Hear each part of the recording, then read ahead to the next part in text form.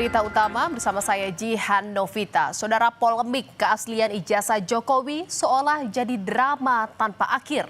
Bahkan kasusnya tidak juga tuntas hingga tahun berganti. Meski gelar perkara khusus telah dilakukan, ketidakpercayaan sebagian kelompok tetap memicu babak baru dalam sengketa hukum di awal Januari 2026. Belakangan, kasus ini kian melebar. Partai Demokrat meradang. Sang Ketua Majelis Tinggi Susilo Bambang Yudhoyono disenggol berada di balik tudingan ijazah palsu Jokowi. Pak SBY cukup terganggu dengan isu ini karena tidak benar yang disebutkan bahwa Pak SBY berada di balik isu ijazah palsu ini. Kalau juga tidak dihentikan, ada kemungkinan Pak SBY akan mengambil langkah hukum akan dengan pertama memberikan somasi kepada orang-orang yang sudah membuat fitnah tersebut dan terbuka kemungkinan untuk menempuh jalur hukum. Terusik dengan tudingan di media sosial, Partai Demokrat resmi melayangkan somasi kepada pemilik akun TikTok berinisial SWBP 31 Desember 2025 lalu. Somasi ini sebagai respon terhadap tudingan bahwa Presiden ke-6 Republik Indonesia Susilo Bambang Yudhoyono adalah dalang di balik isu ijazah palsu Jokowi. Partai Demokrat meminta akun tersebut meminta maaf dan memberikan klarifikasi secara terbuka. Pak SBY tidak terlibat dan tidak pernah berada di balik isu ijazah Pak Jokowi.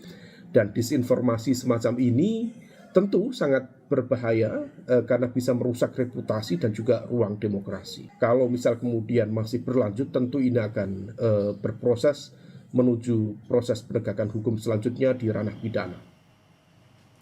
Langkah Partai Demokrat mensomasi 4 akun media sosial didukung Roy Suryo, saudara, tersangka kasus tudingan ijazah palsu Presiden ke-7 Joko Widodo.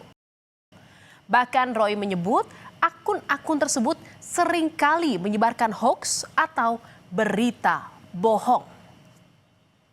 Saya ingin juga memberikan dukungan serupa kepada salah satu partai yang sudah melakukan somasi dan juga akan melayangkan tuntutan kepada beberapa akun di TikTok dan juga di YouTube ya.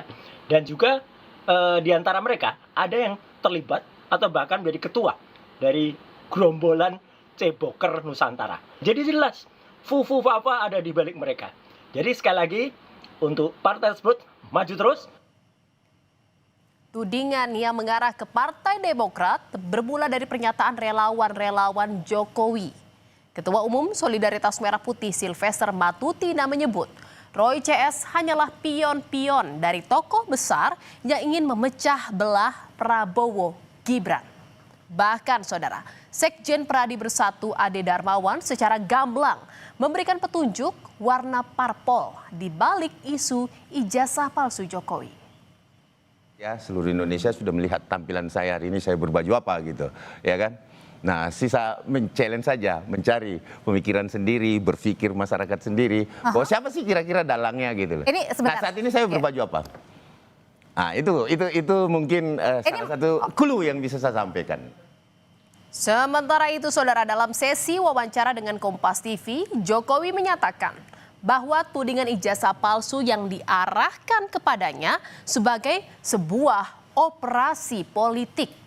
Pasalnya, tudingan ini sudah bergulir selama 4 tahun dan tak kunjung selesai.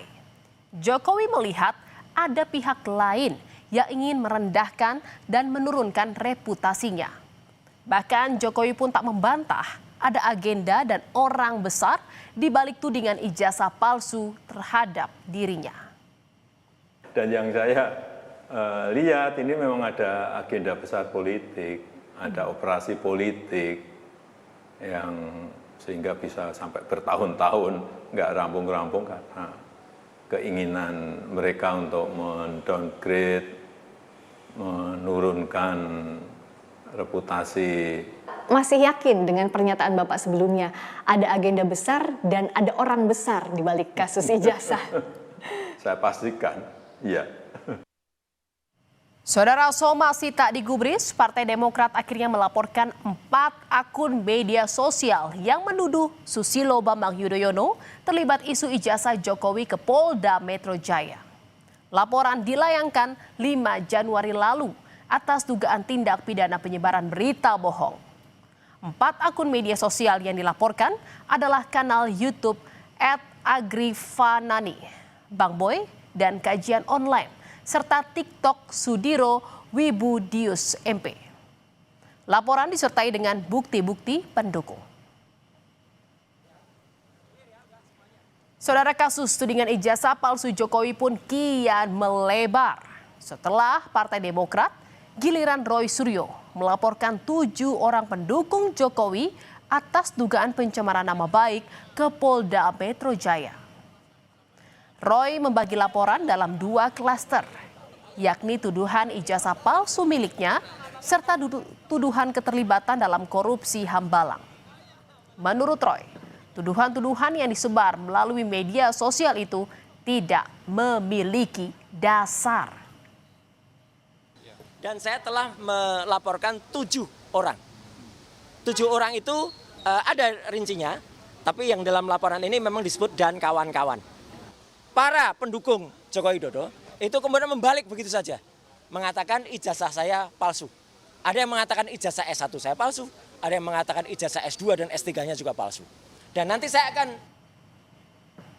Di tengah panasnya situasi, saudara, gebrakan baru dilakukan Egy Sujana dan Damai Hari Lubis, 2 tersangka pencemaran nama baik Jokowi.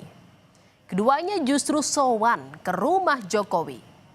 Pertemuan yang dilakukan di Solo, Jawa Tengah itu berlangsung tertutup. Soal sikap Egy ini sebelumnya sudah pernah diungkap oleh kuasa hukum Egy Sujana pasca gelar perkara khusus. Saat itu, polisi menunjukkan ijazah Jokowi pada para tersangka. Saya kaget. Semua saya lihat asli. Asli ijazah ya. Kalau asli itu punya Pak Jokowi, itu enggak urusan saya. Karena saya nggak mampu membandingkan dengan yang lain. Menurut pihak kepolisian itu asli, bagi saya itu asli.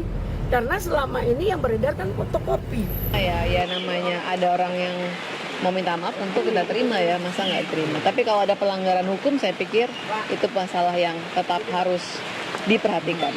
Agar ada kepastian ya, bukan untuk Pak Jokowi saja tapi untuk seluruh orang di Indonesia agar tidak dengan semena-mena bisa dicederai.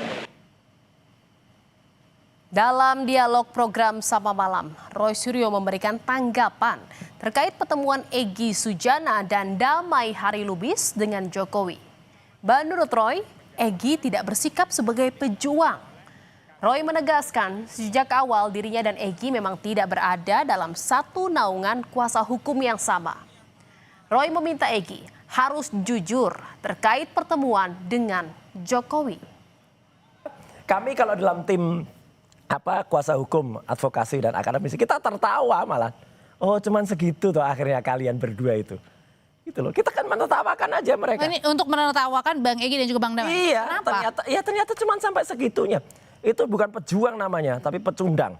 Untuk baiknya, Egy harus menerima telepon dari redaksi. Jadi udah pecah dong nih kongsinya. Kenapa? Kongsinya udah pecah. Dari dulu memang kami nggak pernah saya tidak pernah bersama-sama dengan Egy dalam satu kuasa hukum, nggak ada. Egy harus jujur. Sebutkan juga siapa orang lain yang ada dalam pertemuan itu.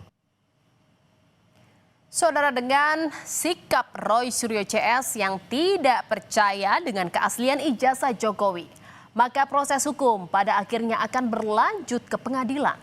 Sikap Roy Suryo CS rupanya ini sejalan dengan Jokowi. Menurut Jokowi, harus ada pembelajaran bagi masyarakat, khususnya Roy Suryo CS, agar tidak sembarang menuduh. Bahkan Jokowi berjanji akan menunjukkan ijazah asli saat proses peradilan berlangsung. Saya kira untuk pembelajaran kita memang lebih baik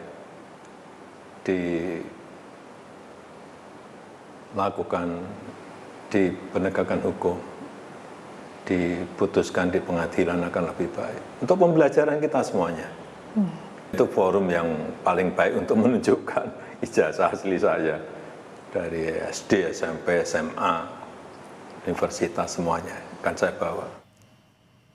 Saudara, sejak Roy Suryo CS ditetapkan sebagai tersangka kasus ijazah Jokowi, hingga kini belum juga dilimpahkan ke kejaksaan. Bahkan usai gelar perkara khusus, belum tampak pergerakan dari polisi akan dibawa kemana kasus ini. Kasus tudingan ijazah palsu Jokowi sepertinya masih akan terus berputar-putar. Namun, ketika dua kubu bersikukuh akan sebuah kebenaran di mata hukum, sejatinya ketuk palu hakim di pengadilanlah yang jadi penentunya. Saudara, berita utama masih akan kembali seusai jeda dengan informasi mengenai jembatan penyeberangan darurat putus saat warga dan relawan mengantar bantuan logistik. Akibatnya, warga dan relawan jatuh ke sungai. Tetaplah di berita utama.